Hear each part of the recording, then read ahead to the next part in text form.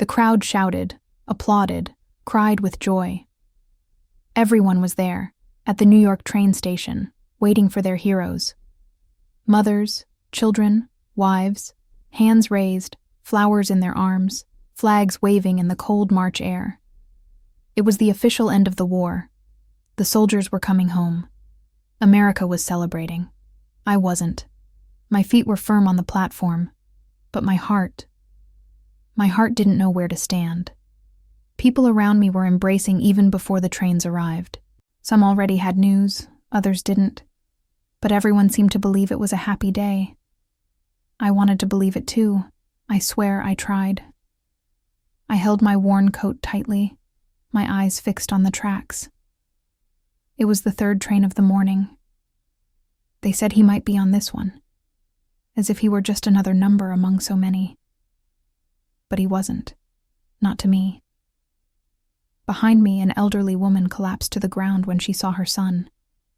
She screamed his name as if he had been reborn. I watched it as though I didn't belong to the same scene. I had nothing to scream. I didn't know what to feel. The whole world moved around me, and I stood still, in silence. When the train finally arrived, the sound of metal on rails cut through me. Green uniforms began to step down, one by one. Young men aged beyond their years, wounded, some limping, others with empty eyes. Each face made me hold my breath. Each absence pulled me deeper under. But he didn't come on that train. The tears didn't fall. Not there. Not in front of so much celebration. I swallowed the pain with the same practiced restraint I'd learned since the day he left. I took 2 steps back, then 2 more, and walked away as if I hadn't been waiting for anyone, as if that day didn't carry the weight of the whole world on my shoulders. My name is Elena, and this is not a story about war. It's a story about what war takes, even when it doesn't kill. I didn't lose a body. I lost a gaze, a voice, a love, and maybe myself along the way. In those days, loving a soldier was like sewing hope into tissue paper, beautiful on the outside, impossible to keep intact. But the truth is that the war had already taken him from me, long before the train arrived. For a long time, the sound of the mailman turning the corner was the only sign that my life might still hold some hope.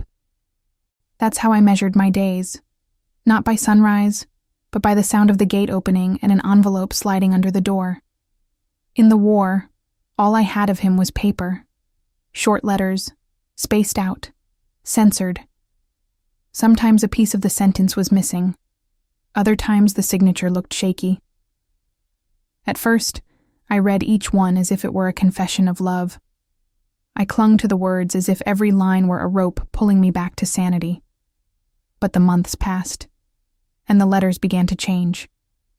First came the pauses. The time between one and the next stretched longer, as if he needed more air before writing to me. Then the words changed. They became cold, shorter, rigid, as if he were afraid of saying something wrong, as if he could no longer be himself with me. I pretended not to notice. I told myself it was exhaustion, fear, military censorship. I invented excuses for every silence, reinterpreted every comma. Love, sometimes, is a faith built on what we choose not to see. There were nights when I slept with the letters open beside me, as if they could warm his absence, as if holding them were the same as touching his skin. It was my only way not to go mad, creating a world where he still existed the way I remembered him. He wrote, "I'm fine. We're on the move. I think of you." That was all I received. 3 lines. No date, no details, no emotion. But I never stopped writing back. I told him about the weather, the neighborhood, my work. Not that he answered with the same enthusiasm, but it was my way of keeping silence from taking over. Because when you love someone on the other side of the world, you learn to talk to emptiness. And every time I saw the mailman, every time I heard the little door of the mailbox open. My heart stopped. For 1 second, I forgot the war. For 1 second, I was just a woman waiting for the man she loved. Then came the white envelope, or its absence. And I became just one more among thousands who learned to measure life by military mail. The problem was that, over time, I started writing less too. Not because I wanted to, but because something inside me began to shut down. As if I could feel he was no longer there, as if I were writing to someone who would never read it again. Still, I kept going. Because loving a soldier isn't just waiting for him to return. It's continuing to speak to him as if the world still made sense, even when, deep down, you already know it doesn't. Our love never appeared in photographs. There was no framed picture of us on the living room shelf, no engagement ring, no farewell party. When he went to war, no one hugged me as if I had lost someone, because officially I hadn't. We were just acquaintances. That's what they said. Elena and that young man she sees sometimes, as casual as a nod in passing. But no one knew what happened when the door closed. The truth is, our love was clandestine, a feeling hidden between closed windows and whispers in the dark. Not because it was illegal, but because at the time, the world didn't know how to deal with loves that didn't fit expectations. I was the daughter of Mexican immigrants. I worked as a typist, lived in a small rented apartment in Harlem. He was white, American, the only son of a traditional family from Connecticut. When we met, it was by chance, or destiny. I don't know. We worked in the same building in different departments. It started with glances, then words exchanged in the elevator. And suddenly, I was laughing again, something I barely remembered how to do. He made me feel alive. He made me feel seen. But he never took me out to dinner in public, never introduced me to his family. We never walked hand in hand down the street. At first, I told myself it was for safety, that the world wasn't ready. That one day, after the war, everything would change. He said he loved me, that he wanted to build something with me, that after he came back, we could do everything right, out in the open. But until that after arrived, I was just a name he kept behind his teeth, a secret tucked into the pocket of his uniform, a love that couldn't breathe. I pretended it didn't matter, but it hurt, especially when my friends showed engagement rings, farewell photos, letters with declarations they could read out loud.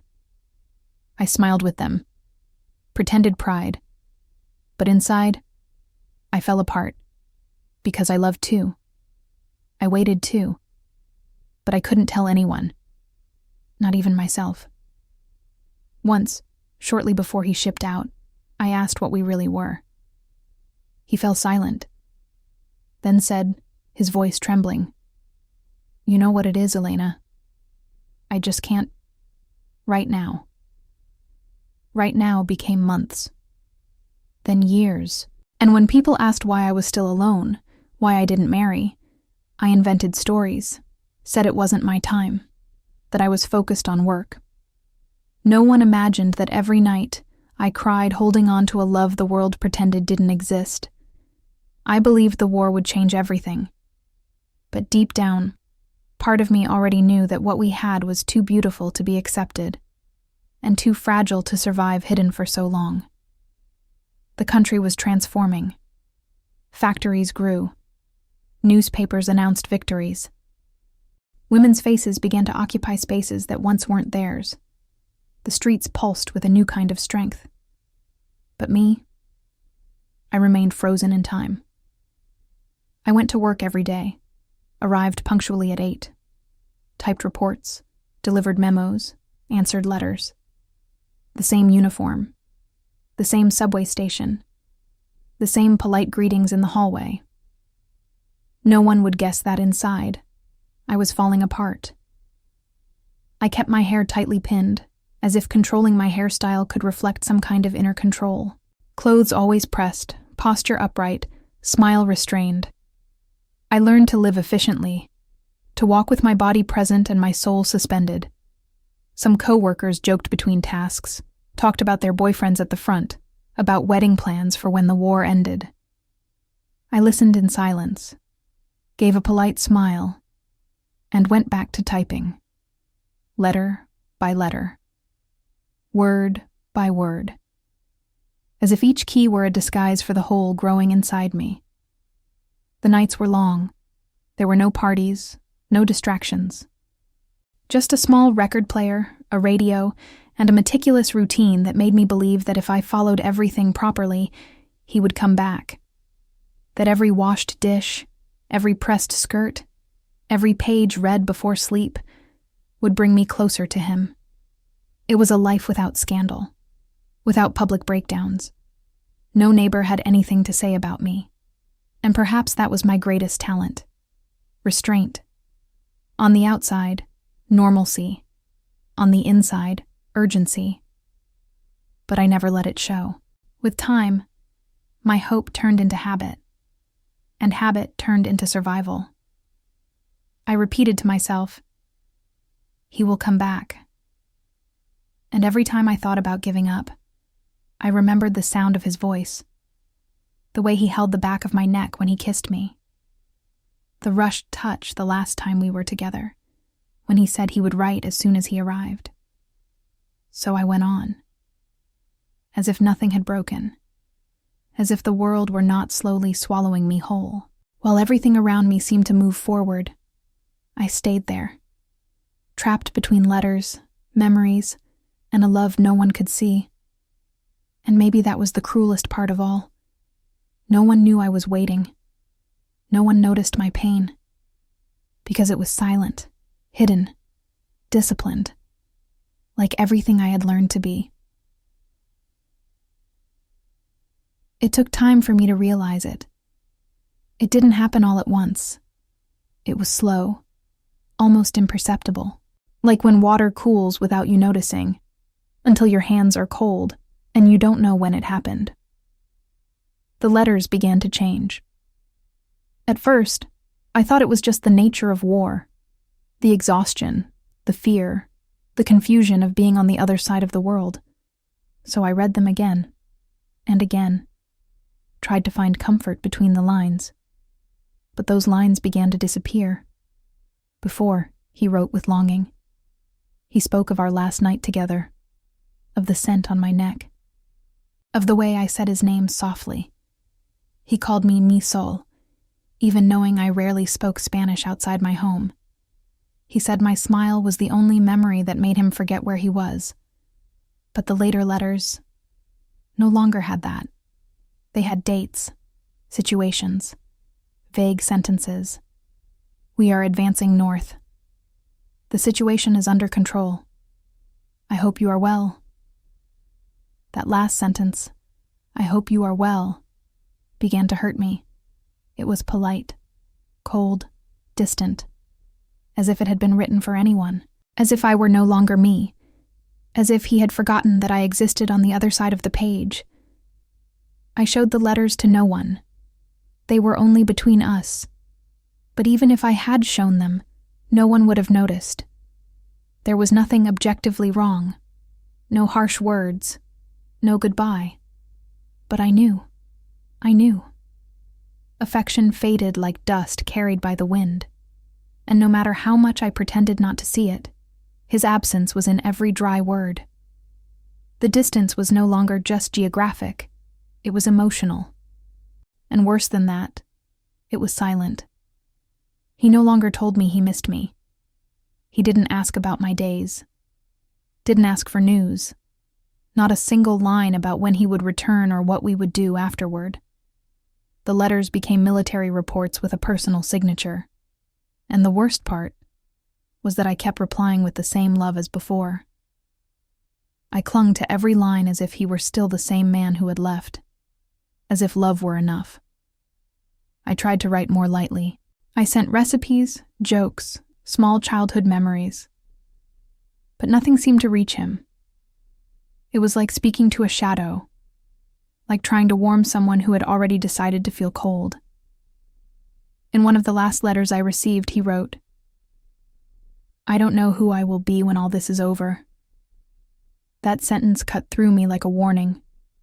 I read it, reread it, kept it, and I was never the same again.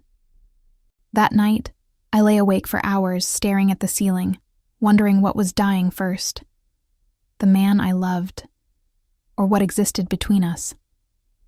And that was when I understood. The war was taking him away, and it wasn't his body that was leaving. It was everything that made him who he was, and no one saw it, no one but me.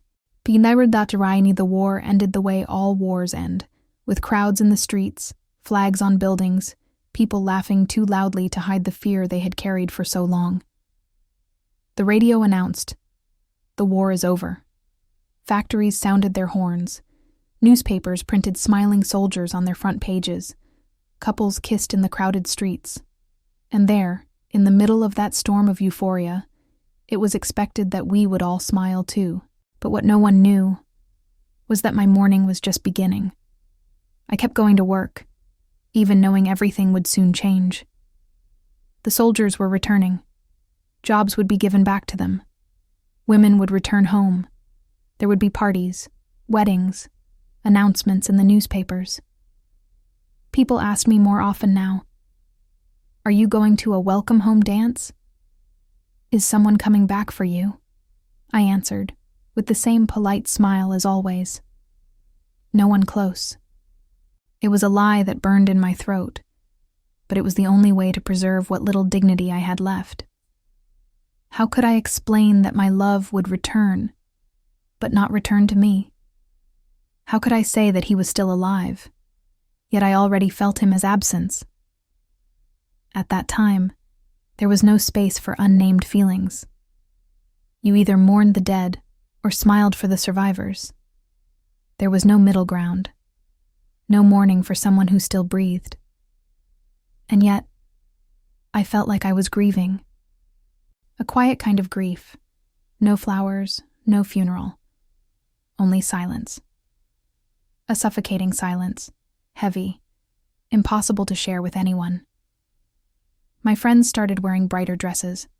Some were already planning to move, rebuild their lives, start families.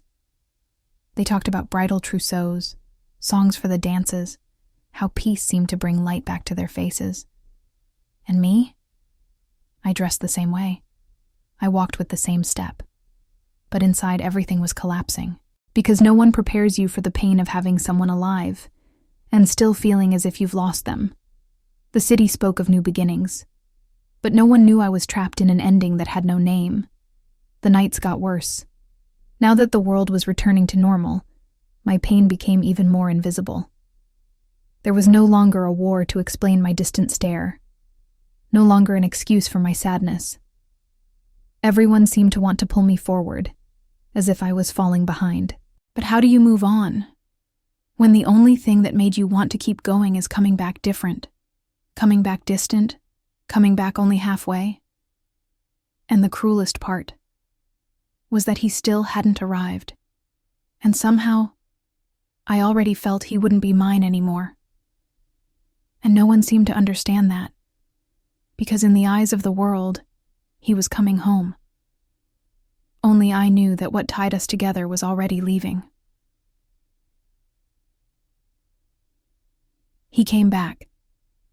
After so many months, so many letters that turned into silence, after imagining the sound of his footsteps in the hallway of my building, the moment finally happened. He came back. But it wasn't what I expected. He warned me by telegram. A dry, almost impersonal sentence. "Arrive Monday. Need to talk." That was all. And still, my heart raced. I spent the whole day reliving everything we once were. I opened the little box where I kept every letter. I repeated his phrases out loud. I looked into the mirror and tried to recognize the woman he knew before the war. I cleaned the entire apartment. I put on that blue dress he used to say made me smell like heaven. I combed my hair 3 times. I waited sitting down. then standing, then pacing across the room. And when the doorbell finally rang, my hands were shaking. I opened the door. There he was. The same body, yes. The same name. But it was as if something had been left behind on the battlefield. His eyes were deeper, his shoulders curved. He looked like he was carrying too much weight for one man. "Hi, Elena." That was all he said. No hug, no smile. Just a greeting, and a silence that filled the entire room. He walked in, looked around as if it were the first time. Sat on the couch like someone visiting a strange place. I stood there for a few seconds, not knowing what to do. I wanted to run to him. I wanted to touch his hand. I wanted to ask, "Where are you?" But I didn't have the courage. He spoke slowly.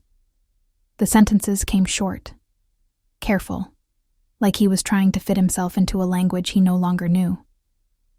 He told me about hospitals, liberated concentration camps, frozen forests in Europe. He didn't go into detail. He didn't need to. One look into his eyes was enough to know he had seen things no human being should ever see. And no matter how hard I tried to reach him, there was a distance between us that wasn't physical. It was emotional. It was like I was speaking to someone who knew me, but no longer remembered how to love me. I kept waiting for him to say he missed me, that he thought of me, that the letters hadn't said everything, that now, finally, we were together again. But he didn't say any of it. At the end of the conversation, he only said, "I'm not the same anymore, Elena. I don't know what's left of me." And that's when I understood. Waiting is one thing. Reuniting is something completely different. I spent years waiting for the man who left, but the one who returned was no longer him. It was someone wearing the same face, the same name, but with a soul made of fragments. And the hardest truth was realizing that what existed between us hadn't come back whole either. At first I thought it was just time, that he needed a few days, maybe weeks, maybe a little longer. He had survived the war. That should be enough, right? Wrong. The war may not have taken his body, but it took what kept him alive inside. He came to see me from time to time. Sat on the same couch as before, but heavier. His eyes always lost somewhere I couldn't reach. It was as if he was constantly coming back from somewhere, even while standing still. And I tried. I tried cooking the foods he liked. I tried to bring up light topics, to put on music, to create any kind of place where he could relax, remember he was home. But his home wasn't here anymore. He startled at loud noises. Sometimes he stopped speaking in the middle of a sentence, as if he had gotten lost inside his own mind. Other times, he simply went silent for hours, staring out the window, at the street, at anything that wasn't me. And what hurt the most was the way he avoided touching me. Before, he insisted on holding my hand, on resting his forehead against mine, on saying my scent was the only thing that made the world stop spinning. Now, he pulled away even when I placed my hand on his arm. "Sorry," he would say. "It's automatic." Everything was automatic now. The apologies, the pauses, the absence disguised as presence. He wasn't rude. He wasn't aggressive. He never said anything out loud that hurt me. But in silence, he hurt me a little every day. I remember one night he slept on the couch, said he couldn't close his eyes in the bedroom, that the darkness felt different there, that the sound of the pipes made him nervous. So he began sleeping there, like a visitor, like a guest in a life that used to be his, but now felt too far away. I kept asking myself, where is he when he's not here with me? Because that was what terrified me most. He was here, physically, but he wasn't with me. And I knew. Deep down, I knew. He was still seeing things, still hearing sounds that didn't exist in that room. still carrying the weight of names he no longer wanted to remember. The war was still living inside him, and I was only a memory of life before the chaos. I had to accept, in silence, that the man I loved was trapped somewhere in a world I would never know. That he came back, but not whole. And that no matter how much I tried to love what remained no longer knew how to be loved. It wasn't a fight. There were no shouts, no tears spilled in front of him. The truth arrived. In silence. And maybe that was the hardest part, realizing it without having to hear it. We imagine the end of a love comes with a dramatic scene, a declared breakup, a door slammed shut. But what I lived was very different. It was an ending that dragged on in small gestures, in eyes that no longer met, in absence inside presence.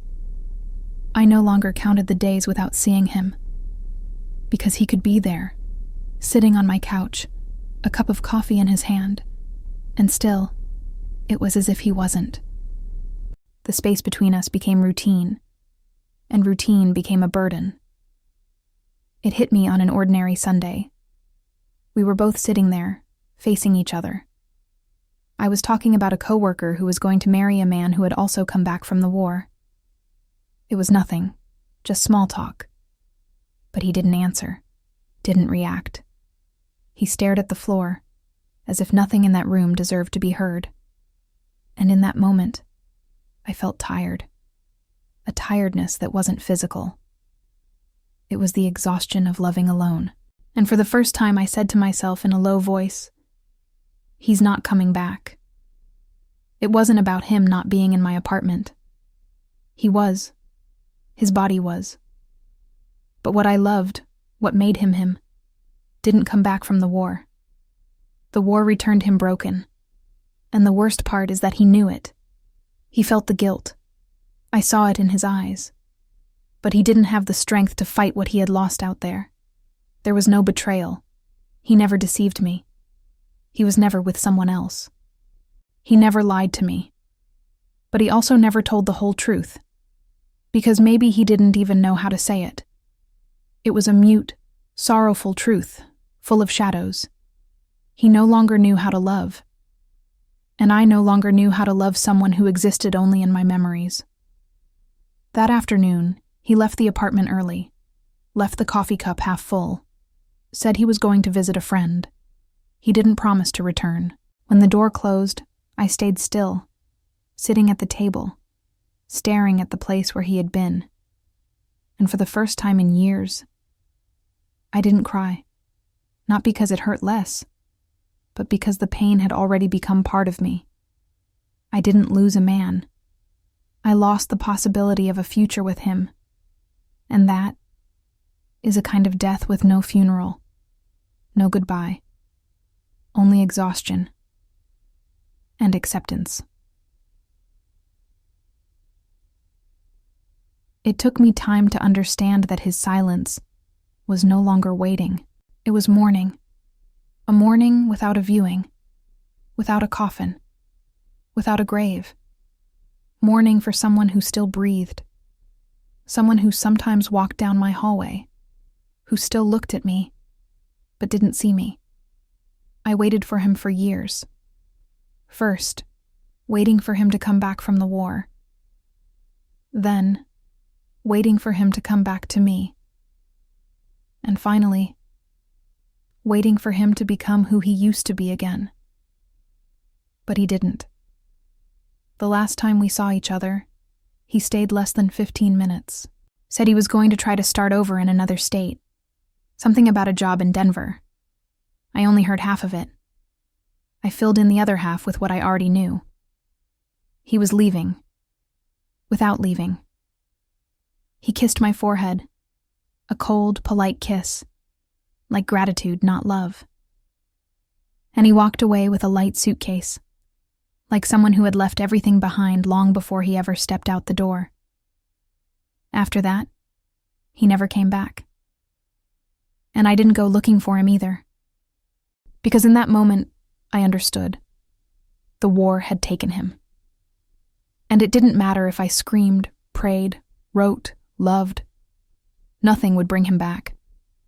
He survived, but love didn't. For a long time, I kept the letters. The wooden box of memories, the crumpled telegram, the hurried notes. Everything, like keeping it all, would keep alive the part of him that still belonged to me. But one day, I sat on the living room floor, opened the box, reread every letter, and at the end, with trembling hands and a tight chest, I cried. I cried the way I hadn't cried in a long time, because I finally understood. I was grieving, and allowing myself to live that grief was the only way to set myself free. The war took a love that was never recognized. It turned me into a widow of a living man. And that, no one teaches you how to overcome. Today, no one knows this story. People see me as strong, hardworking, reserved. They say I'm practical, grounded, that I never married because I never found the right man. They have no idea the right man existed, and that he was taken from me, piece by piece. But I know there was love, and I know war has many ways of killing. Sometimes it only kills what's inside, and the one who stays is left with the silence. But now that silence doesn't weigh on me the way it used to, because I stopped waiting. I accepted it. And sometimes acceptance is the most painful and most liberating act love can allow.